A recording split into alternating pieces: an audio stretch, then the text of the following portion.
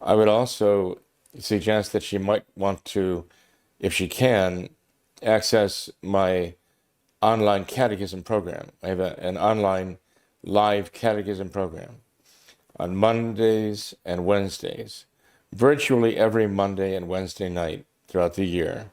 I am online at 8:30 in the evening with a catechism class that lasts from 8:30 to 9:30 at night, about an hour each night.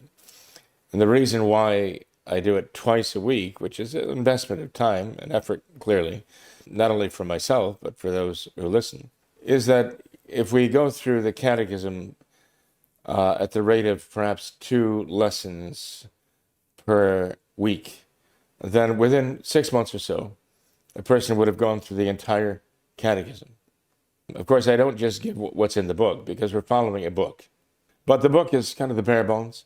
So I try to give some background and some added insights into as much as I can to the teaching of the church, some church history and so on to, expatiate on the doctrines of the faith. So it's not just a matter of memorizing catechism questions and answers. There's a bit more to it than that, clearly. But in 6 months, I hope to take all of the students online through the entire catechism, at which point then they would have to decide, well, yes, I do believe this is the truth, the whole truth, and nothing but the truth. This is what Jesus Christ taught. The Son of God taught this faith to us. I accept it wholeheartedly, and I will live up to it insofar as I possibly can, insofar as it's possible for me to do so. I will live up to it. So I will attend the traditional Mass and only the traditional Latin Mass whenever it is, I'm obliged to do so, minimum, and as often as I can. In other words, I might be obliged every Sunday, but I might not be able to attend every Sunday. But I will attend as often as I can do so to fulfill the requirements of God's law and the Church's law.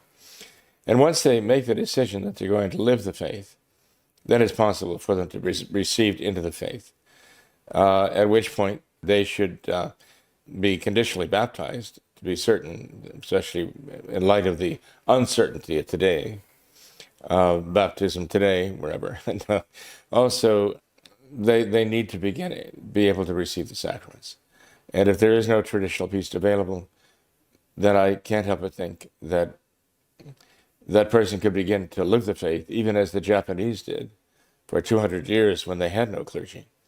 But I tend to think that there would be a traditional priest who would try to get to them, or arrangements could be made at some point, somehow, for them to receive baptism, be received into the church, be able to receive our Lord in the Blessed Sacrament.